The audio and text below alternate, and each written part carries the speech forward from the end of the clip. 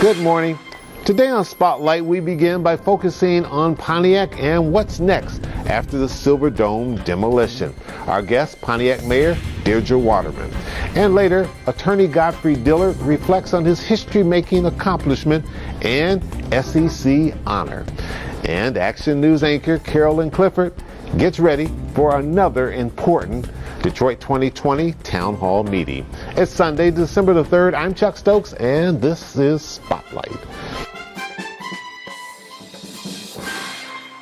And welcome to Spotlight. My guest has been here before, so if you watch this program on a regular basis, you know who she is. She is the mayor of Pontiac, Dr. Deirdre Waterman, and we appreciate you joining us today. Thank you for having me again, Chuck. Glad to be with you. A big day. It has taken a long time to get to December 3rd, and as you call it, the final tailgate, the beginning of the end for the Silver Dome, which goes back to 1975. That's right. A long era for the city of Pontiac, and it's the end of an era very nostalgic for us because the Silver Dome originally opened with the first game with the Detroit Lions in 1975. And it goes back a little way. Yes, it does, and it was the largest NFL stadium at the time. Since has been surpassed by others, of course, but it was also the home of both the Detroit Pistons and the Lions. Mm-hmm. So, and had many other sports events too, as well as other notable events. Absolutely, the Pope was there and many other things. Explain the process, because this is sort of a step-by-step process. Yes. Before there's nothing there but dirt. Well, it's nice to know that we're going to start the process because the Silver Dome has been past its era, and we started with this implosion that's going to happen. That people will witness, and it's going to be the upper ring of the Silver Dome that supports the roof and the metal structures. Mm-hmm. So that is to be released, and when that is released, then it will also open up the rest of the demolition process, which means by hydraulic excavation, the demolition contractors will be removing the rest of the Silver Dome from the inside out over the next 9 months or so. So it's a long process. It's a fully cast concrete structure, which goes 40 feet below grade, so there's a lot involved in getting that moved in a way that's going to be environmentally safe and safe for the neighborhood. We want to make sure that it came down and it prepared that area, which is a very prime area for development. It's at the confluence of a number of major freeways. It's on the border of Pontiac and Auburn Hills, and it sits right in the middle of Oakland County, very prosperous county because, as you know, Pontiac is the county seat of Oakland County. Absolutely. So this will enable it to be ready for the best use development, and I know there's a lot of thinking about how that can be done. What would you like to see? I mean, if you had your wish list, and I realize there's a lot of people involved in the process, and there'll be a lot of people bidding for it and have different plans and ideas, but is there something that as you sitting as the mayor of Pontiac says, boy, I wish this could happen? Well, within so much prime virgin territory, a very ideal location with Oakland County, there are many different uses. Maybe a mixed-use development, maybe something that provides a destination city capacity for Pontiac. I know all these kinds of thoughts have gone on, and different people have come in to look at it. I know that there are some talks that have been developing. Not at liberty to say, I'm kind of sworn to secrecy as some of these groups are coming into the city, but I think it's going to be a wonderful project. No paperwork has been signed just yet, but I know the talks are going on and are getting very serious about how to utilize that property. You're convinced, though, that that's going to be prime land and that there will be a lot of people who will want to develop it, and 5 years from now we won't be sitting here saying, hey, when's somebody going to do something with that land? The land in many respects may be more valuable than the building that sat on it for a long period of time. Yes, and I think that's why this is a prime time for Pontiac, because the building had passed its era. You know, we were sad to see it go. It had a lot of fond memories for us. It was nostalgic. But it's time now for something that best fits that purpose and also fits the character of Pontiac and the narrative that's going on in Pontiac right now. There is a great resurgence here. There's a lot of building. There's a lot of creative project making. So we want this site also to be part of that resurgence. So that's going on in a great way. And we know that it will be well developed because so much around it has been lending to that vision that we have in Pontiac now. All right, we need to take a little break. We'll come back and we'll pick up on that, and we'll also talk about what life's been like kind of after state receivership. All right. All right, we'll be right back with the mayor of Pontiac. Don't go away.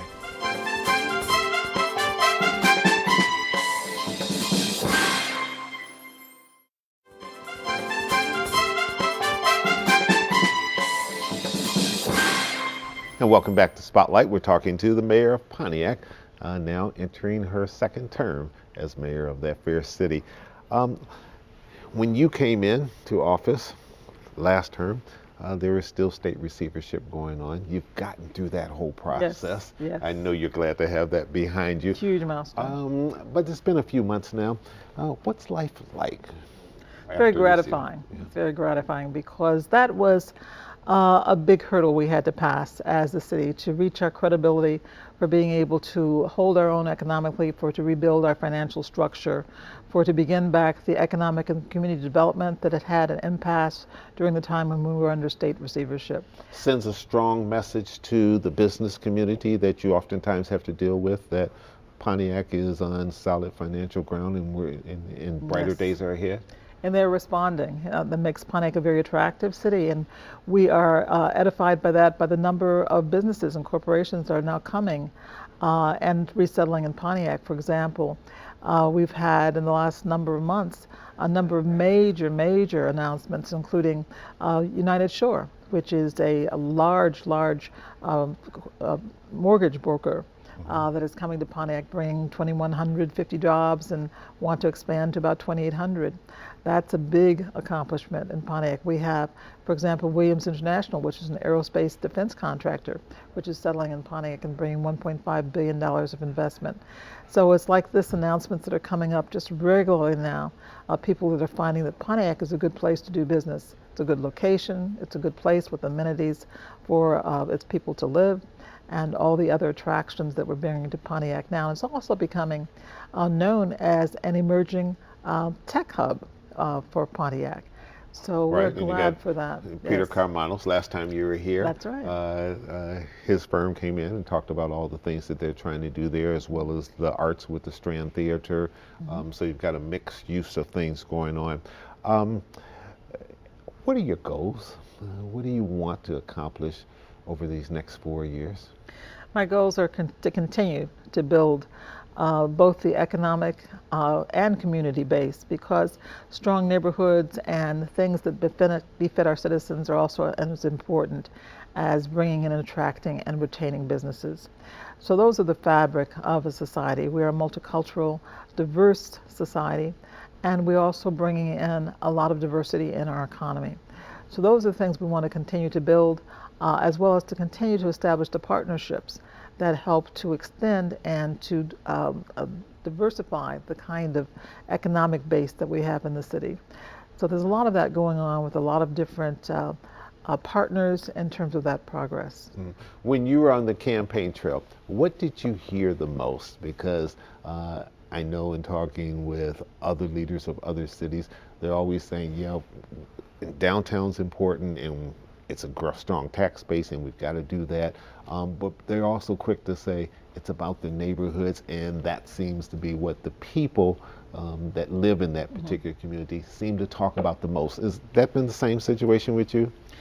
I think that is true, and I don't think those are diverse or contradictions. I think that is the fabric of a strong city, because a city where people want to live and can live safely. That's equally as important as the fact that you do have businesses that want their employees to have a good place to settle in and for them to be able to do business and commerce. We want to also capitalize on the fact of where we are in terms of being at the center of that very commercially rich area. So those are things that continue to build. I don't think that it's a dichotomy at all. I think it's the fact that we have to do many things at the same time, because that's the very fabric and the DNA of how you build a strong city. And safety, you've been able to make progress there in Pontiac? Safety, we've had kind of stellar notifications of that, and on the fact that we've reduced the crime statistics in Pontiac. that we are equal now in terms of violent crime to any of the urban areas in Oakland County, and that's saying a lot considering the fact that 5 years ago Pontiac was one of the 10 most violent cities in the country. No longer the case. So if people are thinking of the old Pontiac, that's no longer there, and I'm here to tell about the new narrative that it's Pontiac now. All right, obviously you want to get through this next term. Looking beyond that in any way, shape, or form, would you like to do a third term, or are you saying, Chuck, don't even think about There's that? a lot to do, and so I'm stretching on into the 4 years of this next term. Those are long terms, and we want to accomplish a lot. I'm just gratified that we're starting this term without the specter of receivership hanging over us, that we're starting now with the fact that we now have home rule back in our hands. We have a lot of people who've gathered together on the banner of unity to bring Pontiac forward, and I think that is the note that we're starting on, and I'm very happy that that's a whole new tone to start with. You worked closely with the state, fought for those things that you thought were important, but it was an amicable situation. Is that a good way of describing it, what you had to do?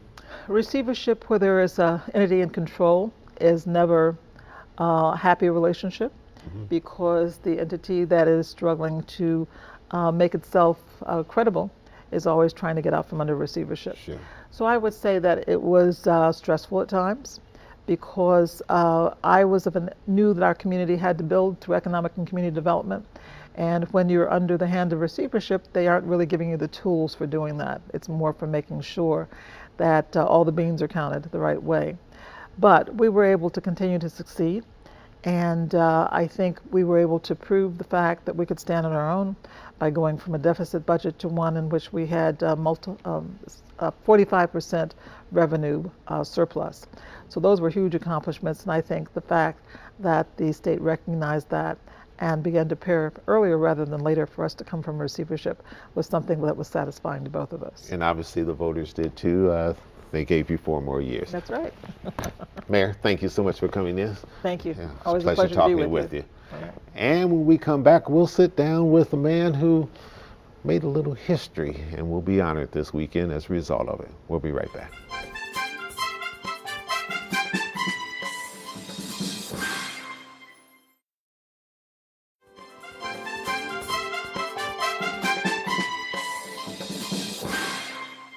And welcome back to Spotlight. Joining me now is prominent Detroit attorney Godfrey Dillard. But in 1966, he and a young man named Perry Wallace broke the color barrier for the Southeastern Conference as young basketball players at Vanderbilt University. And welcome back. Hey, thank you for having me back, Brother Stokes. All right, so that was 1966. This past weekend, you were honored at the SEC championship football game.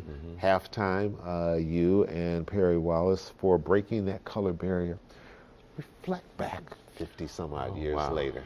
Hey, I never would have believed it, Brother Stokes. I never would have believed that, when I look at the Southeastern Conference now, which is, Mississippi, Alabama, Georgia, Florida, Kentucky, and Tennessee, it was an all-white league. And now when you turn on TV and look at these football, basketball, baseball games coming from the Deep South, some of them have all-black teams. So I never could have imagined that what Perry and I were doing 50 years ago would have this kind of result. And I'm so glad I've lived long enough to see it. Were you...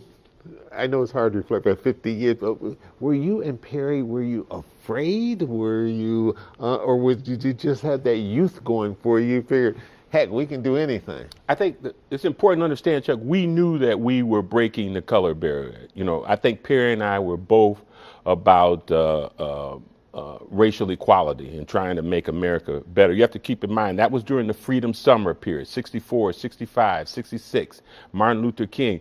So, civil rights was in full bloom at that particular time, and young people, white and black and other ethnicities, were going into the South. You were from Detroit. Was that your first time to the South when Yes, you, it was. when you went down to enroll at Vanderbilt? Yeah, but I was shocked. I said, man, I got a chance to be the first black in the SEC. That's an honor that I can't pass up. And so in a very naive way and in a very youthful way, I wanted to participate in that civil rights battle, and I did. Yeah. You then took your battle. Once you finished the athletic stuff, you also went to Eastern Michigan University because you got injured. Yeah. Ended up transferring, going to Eastern Michigan University, then going on to law school and graduate school.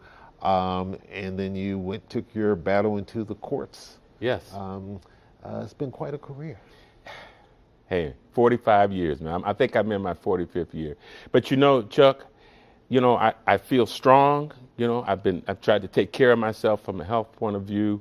You know, I've tried to stimulate my mind as much as I can, stay current with what's going on. And, you know, I feel strong. And in reflecting back, I'm just blessed to be at the age I am, have my vitality, have my good mind, and looking to continue to serve and help those who are disadvantaged or who are plagued by some kind of injustice. Going through what you went through and looking at the tenor and tone of America now, looking at some of the athletic protests that are taking shape now, obviously there's been progress, but are you concerned that we may have had some backsliding in some other areas? Well, you know, I think it's obvious, you know, the battle for racial equality and justice and fairness is a long and arduous battle. You know, we've been fighting this battle for, you know, close to 400 years. You know, we're dealing with the current realities, but I think that, you know, we've got a different kind of young African-American community now. They're more educated. They may not be quite as committed yet, but I think that they ultimately will if this administration, this trend of this reactionary kind of trend that's going on in America continues. Then they're going to be fired up just like we were back in the 60s, 67, and they'll come out in force, I'm sure. Right. I'm hopeful for the future. It sounds like you're hopeful for the future. Last question is, you look at the SEC today. Still a great deal of excitement in you as you look at the players, look at the teams, and look at how they've done with championships. You know, at heart I was an athlete. A lot of people don't realize that, you know, I started off as an all-star football, all-star basketball player, and it was only as a result of a knee injury that I had that I kind of, you know, moved away. But I'm very excited about an athlete to receive this kind of the Michael Silva, a distinguished service award, the highest award that the Southeastern Conference gives. I'm very happy. I'm very, very happy about what's going on. I'm very happy about what I see. I think our young people are going to come back. Yeah. Godfrey Diller, congratulations, and keep on keeping on. Thank you, Brother Stokes. All right. And when we come back, I'll sit down with my Action News colleague, Carolyn Clifford, about an important town hall meeting coming up. We'll be right back.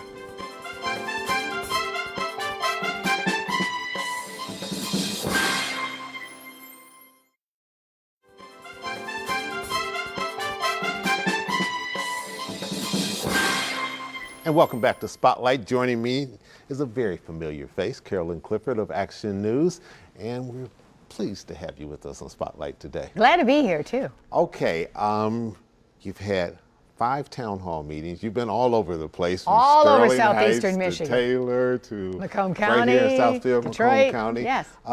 Next and last stop on Tuesday in Dearborn. Dearborn. A good place to wrap up 2017?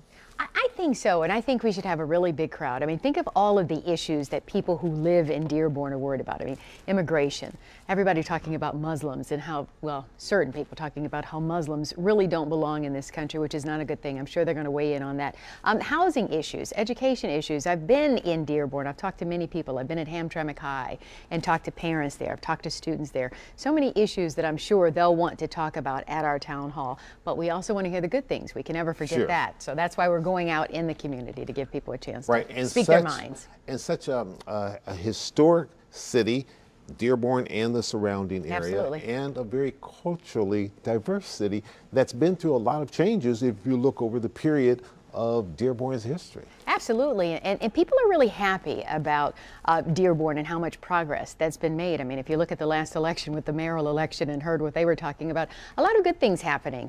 The growth in Dearborn, housing growth in Dearborn, businesses in Dearborn, so a lot of good things going on as well in that community. Right, and I think about, of course, major corporations, Ford Motor Company, world headquarters, and then all the changes in their downtown, sort of reinventing their downtown in the same way that Detroit is reinventing its downtown and Pontiac's reinventing its downtown. Yeah, and a lot of people moving back into Dearborn and hoping to make that home as well. So, you know, they have a lot of good things to celebrate, and we want to hear it all. At these town hall meetings, you know, I remember an old professor who said, reporting begins with what you know and ends with what you find out. What have you kind of learned on these listening tours? And we've really emphasized the fact that we're not coming in with an agenda when you go there.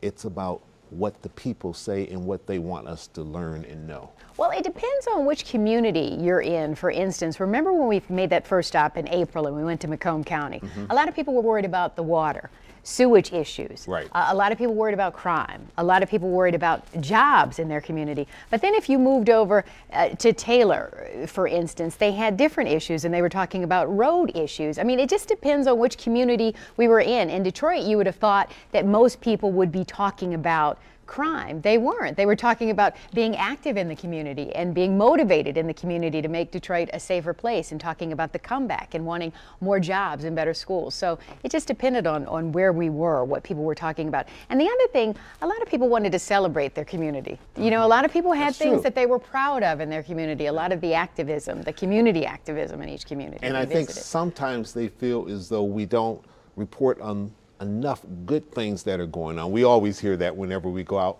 and about, no matter how much good we put in the news, it gets overshadowed oftentimes by the negative stories or the bad stories or those stories that make us kind of say, ooh.